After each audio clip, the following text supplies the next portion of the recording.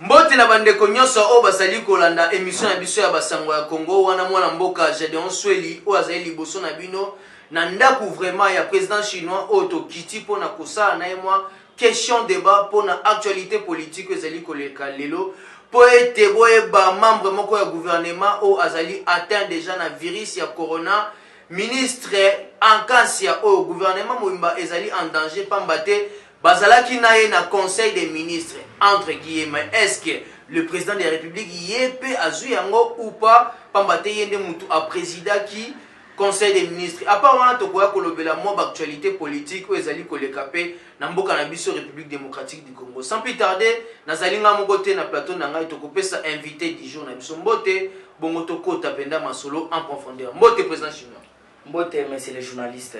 Basango boni te sango eza kotambola na lolenge longo bani donc eza malamu santé za kitoko.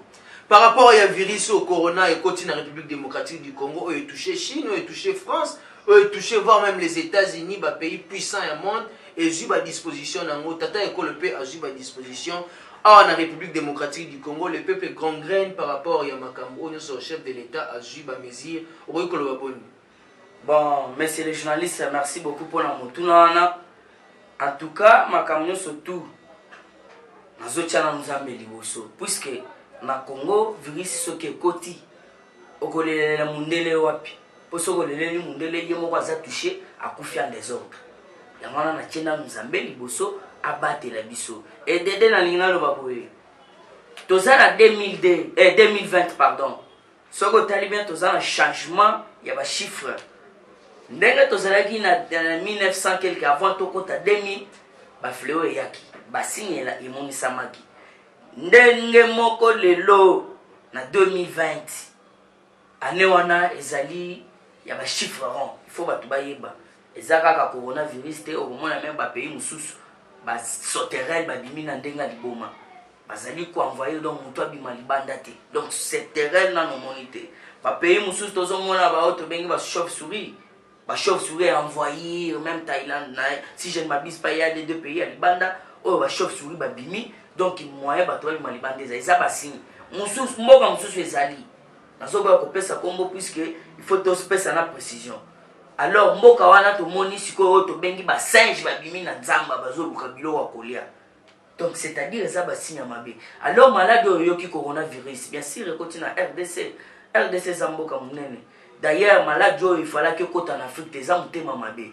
Comment ça fait-il que maladie oh ils ont mingi ba mundele mais na kati Afrique taux de mortalité est un peu diminué. Nani ngana lo baboy. Ministre wana azui li corona wapi. Ndeko na yeo ya chake aza directeur na ya cabinet ndeko na propre. Autaki libanda.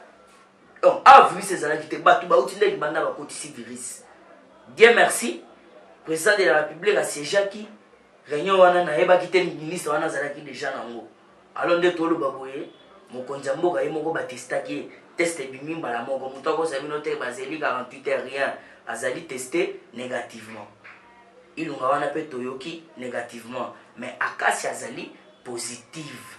Ndenge zawana donc azali pena na virus. Exactement puisque directeur ya cabinet na ya uti libanda koya na ya libanda tellement que basololaka na sœur na ye azala so une grande sœur ou soit petite sœur basololite petite sœur epe ala na moi vient na ya palin mobali na ye quoi bakutani abozwana na yango donc baza mise en quarantaine mokonza mboka sengi gouvernement mobimba bakende ko se faire tester pour to mera boyeba to ya virus na kati ya mboka ya wana na koyebiso ke no virus ezali ekoti déjà à travers mutema mabe na bantu libanda oyo ala outi France outi boy.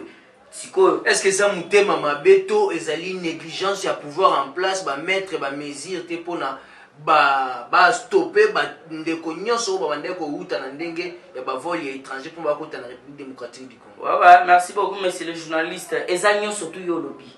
Akolo ba oyo ezanyo so mutema mabe donc contrôler mabe tout ça c'est inclus.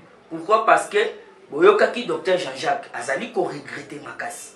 A regretter lobby ba informer que na aéroport ya Ndili na kati ya République démocratique du Congo batiaki comité wana batu baya l'air bazo uta libanda bazala tester baye ba oyo azana corona ou azana été ou azana mo azala mise en quarantaine oyo mpe azobima azala teste sikoyo ekomi ya mbota likasu moto awuti pota otali obangi nokaja tas asimisi soki $10 soki 9000 francs otiki ye wana akei ake kopesa bato virus donc motema mabe non négligence na niveau ya aéroport merci beaucoup toyoki keno na aéroport barenforcer sécurité ezala pena sécurité na lolenge oyo elongo bani po ete corona wana ezala pena politiser te donc eza kogere mabe na kosala musala oyo elongo bani te négligence ya musala voilà c'est ce qu'il me faut dire.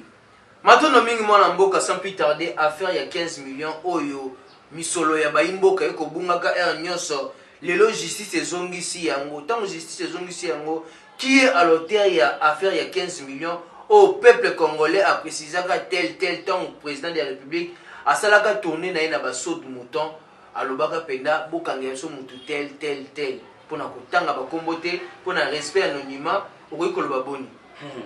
Merci monsieur le journaliste nga banga otanga bombote ngai naza combattant averti tozokufa pona mabelo soki intel aibi toloba intel soki x aibi toloba x amonani il faut comprendre landanga nan bien te monsieur le journaliste ezaboye bato ebele bagangi 15 millions basalisali bamarche lelo 15 millions les ezongi nani asali marche ou soit tokoleka na bamédia kopesa information à travers le monde entier voire même dans des réseaux sociaux que non voilà il y a eu retrouver 15 millions de dollars alors ndenge zawana oyo ayibaki mbongo wana à travers justice nde toyoki balobi kamere azongisi mbongo na Rabank mbongo ezongi na Rabank siko tomituni ke no mbongo na Rabank ezongi ndenge nini donc ndenge tutaki show lumbe mwakasi tolobeli yango peut-être abangi azwi kobanga yango na mbongo ezongi ndenge bongo na kezongisa mbongo na bank po soki tolingi toloba ke no mbongo ezongi na bank donc il faut mutoyer azongisi po ezalaki te alors nani azongisi mbongo wana donc c'est-à-dire mais c'est quand même azongisi mbongo on n'a pas peur de lui puisque bato ebele bayebaki ke no 15 millions de dollars ezali affaire ya directeur wana ya cabinet mokonzi mboka voilà pourquoi mokonzi mboka alingaki asala oyo tobengi kopesa ngo nzela mosusu ya rétrocommission mais lelo qu'est-ce qui nous donne la rétrocommission pesi bisoni mbongo ya wana ezongi mwana mboka to simba ete soki mbongo ezongi pourquoi pas ko arrêter kaka mutu azoki mbongo wana même si azongisi misolo ya baimboka pona ko rééduquer ye bien atika ba mauvais acte wana azala nanu na quarantaine na makala kuna avanda no wana après mbongo misolo mboka kozonga olega tokangaka bamindele ya bato bazobaka mettre fois que toza ba innocent or il y a un voleur o azoyibaka misolo mboka po bino ba politicien bozaka na habitude soki boyibi bolobi détournement soki mutu mususu voleur okoki koloba boni. Bon, merci beaucoup, monsieur le journaliste. Voleur ne peut pas échapper à la justice. Malgré mon zongi. Nan ba audité était pour ndenga zana mutuana zana prison zo piégé. Mais c'est David Blattner à cause de ma cambosso de mouton. Thierry wana taimen so taimen mutuana ya Rabank les zo piégé. Siko eloko zaboye. Il ne peut pas échapper à la justice. Ata uzongisi ata ndenge zandenge nini obo ceci cela justice eza wana pona kolandela alors il faut futa auto bengi le pot cassé déjà eza wana osimbi le touche il faut oza la punir sévèrement puisque toza na kati ya état de droit oyibi bakangi yo soki esengi keno mibeko sengi keno oza la punir na bokonzi ya fachi toyebisa déjà bino fachi aloba au cours de manamanda na ye il n'y aura plus l'intouchable. Donc makambo intouchable obo ezalate ndengaka mbongo zongi muto azongisaki mbongo ngade na sina pesiko bobo mona kaka no a échapper te na justice sauf imprévu. Mwana mboka to tourner page to simba ba mesure chef de l'état ndenge to bandaki na premier point pote yango ezali actualité o ezali ko dominer na République démocratique du Congo. Le chef de l'état a interdit tout attroupement au-delà de 20 personnes. Yakoka moi ba frère propre naye ba combattant d'élite oyo bazali ko boya ko exécuter yango na barang tozali komona partout bozali ko boya bozali ka toujours na ba entroupement soki lelo oyo virus et c'est aggravé dans la République démocratique du Congo. Est-ce que le peuple congolais pouvait dire que non, c'est l'UDPS qui est le porte-malheur ya mboka oyo? Merci beaucoup monsieur le journaliste. jamais IDPS akokende na rencontre ya décision ya mokonzi ya mboka. Jamais tokosala oyo tobengi rencontre tokende mokonzi ya mboka alobi boye biso tokende boye jamais. IDPS en tant que parti mère na kati ya mboka oyo jamais biso tokolala sans s'informer. Même mokonzi ya mboka place aza ayebi, voire même bakaza na biso ya parti, je le dis est fort. Même Fati Beton place aza azoyeba que non, IDPS jamais pendant la journée bakozanga te osangisa bato, même pendant 20 minutes 25 minutes kopesa bato message. Alors tangoloba boye biso toza wana bakombata basagite te bazala calme. Moral il faut epesama. Biso tokolanda boye boye te oyo amoni que no esimba te afandi palin. Biso tokobanga kobona te toza na Nzambe puisque tosambelaka. C'est par ces maîtricides que nous sommes guéris. Okomi battre le rocha cache poussière, mais yangwana eza na durée. Cache poussière na eza unique. Sala ngo 3-0 boki, mais le lo bazola la nango, asel nango des jours. Donc le seul protecteur c'est Dieu tout puissant. Alors na koloba combattre ba s'agiter te na yoka déjà moi banungu na tongo na sans formol. Oh mokonzi mboka lobi biso, mais non. Tozana droit il y a 30 minutes 20 minutes to s'informer à l'etopanzani. Et là on va se voir les entroupements. Mais biso en tant que tozana moral et le père de la démocratie papa Etienne Tshisekedi wa Mulumba. Togo ya wana poto pesa na viliste. Tozo ya wana po ete oyo nyoso tu eleki na mboka po ya bandeko mususu bazalaka na télévision te, bazalaka na radio te, azalaka na courant te. Comment est-ce qu'il peut être informé? Ce qui que le loba lobi que non. Pour la virus wana esila, il faut tout ça la boîte, tout ça la boîte. Bah toi, ce qu'on va dans la radio te, ou dans la télévision te, au sein de nous, il y a des personnes qui ont la information de nous. C'est pourquoi Papa Etienne avait créé un système où il y a parlement debout. Tout ça va dans sima mokonzi mboka. Alors mokonzi mboka, biso to kosenga na biso ete non, biso base. Tout ça na droit il y a 30-20 minutes. Mais tozali ko déborder te po ete bato baloba o bino kaka bozo te. Mas mususu faut aller informer malgré corona isa biso toza wana pona ko informer pe que non corona isa boy sala boy c'est éviter boy tout ça ceci cela bon ndenge corona ya ki wana c'est à travers nous nde to informer ba mususu ba yeba kité donc ce que ceux qui ba mesure mususu yé ba to na ba ko yeba ndeni. Donc nous avons quand même droit na 20-25 minutes ya ko informer batu à l'etopanzali tokei mutu surtout à respecter kaka hygiène qu'on avait maboko à chaque fois. Alors pour éviter moi bah étouffement, c'est ce qu'on refuse. Mais na rang boza na étouffement. Rang toza na étouffement bien sûr. Si quoi ezali système esprit. Esprit jamais goza la contaminer. Comment ça fait dire esprit ça contaminé et goza la contaminé puisque on a esprit kitaka. Donc jamais esprit jamais goza la contaminé. Alors to senga na mokonzi mboka. Toza na sima na maloba na biso bas to ke à l'encontre te. Les alliés de façon pour eux, c'est que non, il y a des papa na biso mususu ti lelo bazala sous informé, azali na radio, azali na télévision, courant pesa téché. Alors comment ça fait dire à cause de la pas informer ta momke. Il y a wana to sengi na base likolopé, même la présidence, base wana bazala bosenga ba 25-30 minutes. Ba pesi ba message, allez ba to bazongi na ba palais, o ya ke musala na yake. Mais pourquoi pas mo kozamboka kangi musala te? Pour guichet wana bato ba ya peine étouffement même na ba marché et ça peut étouffement et le quoi wana ba nga ba politiser ngo base s'affaiblir papa il dépend ça à ça là un mois sans s'informer mais c'est la faiblesse ba ya pour profiter biso alors biso chaque jour ba oya tongo net biso na sans formol to kotisi na tongo to zuka message essentiel 20 minutes 30 minutes ba to ba panzani.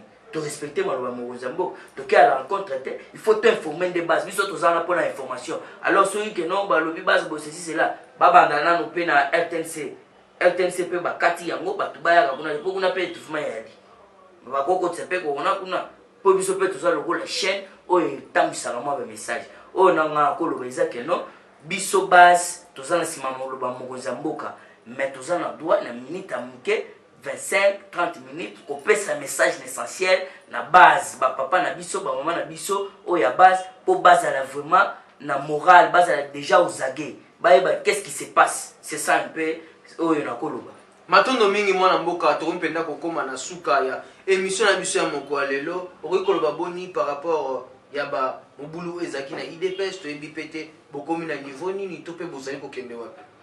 Bon, monsieur le journaliste, merci beaucoup pour notre retour à makambo à base nanga. Jusque là on a yebi que non Jean-Marc Kabunda Kabunda na Augustin Kabuya nde bazali otobengi ba au cadre na biso. Le président il y a DF. Président ADF bien sûr. Pour même papa Tchène Razala qui président IDPS. To bando mona mo ba structure sous po eza parti te eza structure. Structure ya yemo côté. Bien sûr. Attention les structure les parti te. Puisque parti jamais cause la carte parti. Jamais. Jamais parti. Mais à ce qui paraît, IDPS est dédoublé. Au sein de l'IDPS, il y a des structures qui dédoublées. Mais c'est les journalistes. Structure n'a parti, il y a une différence. Donc il y a une dichotomie où ils ont coexisté ma casse. Structure n'a autre bengi parti politique. Il y a une différence. Structure wana le ko bon ma plateforme, le ko bon ma allié. Le fait ko bon un parti politique. Tout à fait, tout peut arriver, mais on ne le souhaite pas puisque ils allaient structure pour le moment. Alors ceux qui ko ma parti pour kata e. Mais na minute parti ezali ko kamba mana Jean-Marc Kabunda Kabunda na secrétaire général Augustin Kabuya. Pourquoi na lobi bongo? Monsieur Félix Antoine Kisekedi a pesi mandat spécial na Jean-Marc. Donc ce makambu Félix azo sali sili ndia kozongela makambu ngai. Ndema tobenga ngo mandat spécial. Bato ebele bazo yebate. Lelo kolanda ngana za professeur Paul Chilumbu. Paul Chilumbu awapi? Abimisa tali vraiment otanga ngopo bagaza professeur. Lelo zolanda ba Shabani banani. Papa toza contre pour que tozo mona batu oyo bazali ko sala ete makambu Kabila salaki après avoir kozwa bokonzi na ye abomaki MLC abomaki pe oto bengi parti wana ya pano. Nde makambu oyo Kabila linga sala na kati ya IDPS. Alors tozo yebisa bango eza kurate. Po lelo soko landi makambu eza ndenge mususu. Bango bazolinga nini? Bango bazoloba oyo Kabunda boy. Balongoli Shabani. Bazozwa misala bazopesa bato misala yaya. Shabani, quel est son problème? Azamutuya, Azakuna na magambo etali sep. Bino boyebi bien sep ndenge zali. Basala ki réunion. Mais par rapport à Bangambo, base zo senga pour le secrétaire général Kabuya, balobi gazo pesa ka bato message misala, bato église na. Mais nazo komate. Yangana na lingina lo baboye. Oto bengi Jean-Marc Kabunda Kabunda en tant que président ya parti. Azwakinde acte na réunion de Salamaki na comité ya CEP. Azunde acte. Comité ya CEP nde balobi que non pas donc pas encore Chabani. Comité ba memi mukande pas président ya parti. Président prendre acte. Où est le problème? Tolongo kuna makambo musala ya bangaja mutu na parti to na entreprise ou soit blastel. Ba ko engager mutu na parti ta. Les partis peuvent mandataire à Batunae. Bien sûr, mais qui a les prérogatives au Yakonome, mandataire, c'est le seul président de la République. Jusque-là, aucun mandataire public. Aza nommé. Si ko lelo, Batuana bazobo sana. Ngana zo fongola bango batu bazolo bakabuya na Kabunda kaka bazozo partir. Mais non. Bozolanda bango pamba. Bango ba signaki accord na ba ministre ya IDPS bato il faut ba engager ba combattant. Ba bosali ba ministre wana ko ba signaki accord ya 70%. Parce que ba ministre ya cash ya IDPS ba 70% ba bongoli yango na 7%. Po ba zo bato misala oyo kaka ko si c'est là mutu azubo. Kene na ministère ya santé ko mona papa. Okolela mutu na oyo azofana na porte. Donc au moins la route équateur lelo batie wana donc mbandaka na mbandaka OK koto na ministère ya auto benge économie akasa wana atondisi bandeko na yo wana bo qui est l'un de vous de l'IDPS. Effectivement, mais batu wana il faut ba attaquer ba ministre pour ba signer accord si ça ne va pas aller balongole ba chomtumsus. C'est ça au ba signer qui na parti. C'est Jean-Marc, vous êtes le président, vous avez attaqué le ministre Nabiso, engagé, tout constater que non, à cause du système bandé. Mais vous avez attaqué Kabouya Fanda dans le bureau, Kabouya engagé. Oto bengi kabunda engagé nani. Engagé mutu na assemblée yo kutu déjà vu la vie so balongwa dana ko engagé wa. Ba engagé ka batu na oto bengi ba entreprise publique voire même na ba société. Jusque là mutu moko tena dans une nomination. Mais biso tozwa ki kota ya ba ministre na biso olio bazwa bandeko na biso bakende ba bongwani contrat ekomi ya olieza ya 70 ekomi ya 7%. Voilà ba il faut bakende kotia oto bengi lumbe kuna. Mais non pas c'est chez Kabou et Jean-Marc puisque bango baza na problème te. Et d'ailleurs bazo zela que 48 heures to pesa ba ministre wana to mona retomber nango. Mwana mboka tokomi penda kokoma na suka na biso tokomi penda na suka ya émission sur la télé za Lingonga. Mot de la fin na yo na numéro ya téléphone on a ba nyonso oyo bakoki ko joyo pour TV za Lingonga moi directive mon principe oyo yo za la kanango o bakoki ko bénéficier nango na lokoto ya singa okoki ko loba maboni. Bon merci beaucoup monsieur le journaliste. Mon anga ya fin zali to soutenir Fati na ba prière. Fati Marguerite Lubaka. Mais toyebi mais ça déjà négativité. Négativité pourquoi na yebi pourquoi na zolo ba mais puisque yemoko déjà ça éveillé. Na yebi pourquoi na lobi bongo. Alors il sera combattu mais pas abattu. Tozo yeba yango très très bien. Siko biso tozo senga na bino prière pour azamu to mabondeli. Dernièrement auto ça la prière na ba homme très spirituel. Ba outi Israël. Alors to soutenir na ba prière puisque monguna na minute azolinga ete calcul na makamyo surtout fatia zo sala ebeba. Yango na boyoka ki moko alobi kalate falaki budget ça en exercice peuple congolais se doit s'épeler. Mais malheureusement automoni maladie au soke utu apia kindoki et continue à terrain. Donc nous devons soutenir lui à travers des prières. Puisqu'azali congolais oyo ya solo mwana mboka ya solo yewana. Au monde mobimba ba yebi papa na ye qualité na ye pe place à salaka place à fandaka. Alors nga nazala mode de la fin ya ebelete ezaka to soutenir Fati. Malgré tout makambo ko simba puisque même Paris ne s'est pas fait un jour. On sait que le premier trimestre a été toujours difficile, mais le deuxième trimestre, makambo surtout vous allez pepele. Tout surtout l'équipe premier trimestre. Autre côté déjà dans le deuxième épisode. Alors on a koyebi Sabino to soutenir Fati, il est de nous, c'est notre sang. Ndeko na biso pena ya solo yewana, les vrais autochtones. Alors makambo surtout wana bolandaka voilà ceci cela, c'est rien.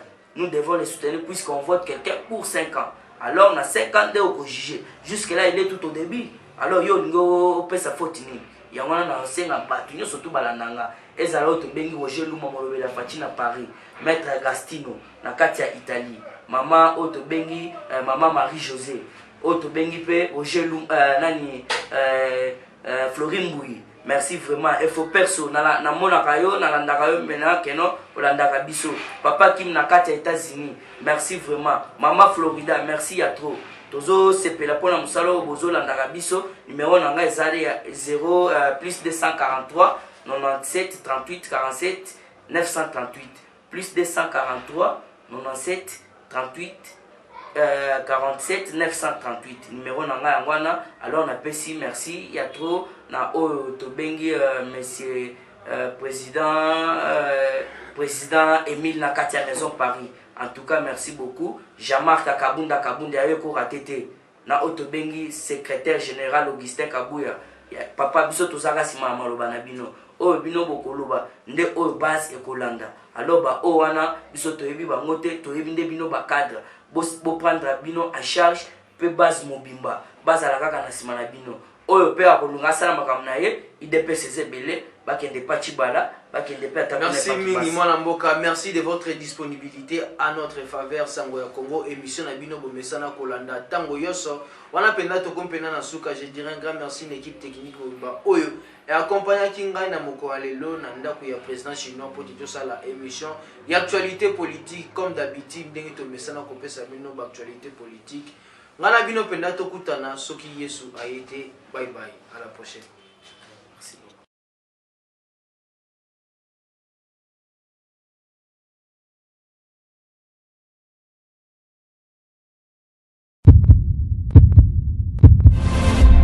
Eshima, votre magazine qui bat au rythme de l'actualité. Retrouvez la nouvelle édition. 11 mois de mars consacré mois de la femme en RDC, Eshima Magazine vous fait découvrir un ovni politique. Fifi Masuka, vice-gouverneur de la province du Lualaba, symbole de réussite dans un univers masculin. Mama Africa, lève-toi, le mot d'ordre d'une femme de foi. Découverte. Sélé Alagouli, le gardien du trésor. Mobilisation des recettes. Rigueur naturelle. Les nouvelles argentiers congolais rassurent. Focus. Ministère du budget. Jean Baudouin Maillot imprime sa marque dans l'exécution de la loi des finances. Patience Saïba Tamboué, l'OGFREM contribue à la matérialisation de l'émergence de la RDC. Dossier Eshima, nomination des hauts magistrats, lueur d'espoir. Nation, interview de Christian Matata. Augustin Kibassa annonce un projet intégrateur pour booster les secteurs du numérique en RDC. Bourse d'études, amélioration des conditions et complicité avec les étudiants, Thomas Luaka Losenjola convainc. Michel Moulumba Tumpaka, les modèles de réussite et de loyauté pour la jeunesse. Culture, Mwanankazi, un statut familial particulier. Retrouvez l'intégralité du magazine Eshima dans les kiosques. Eshima Magazine, un nouveau standard d'information.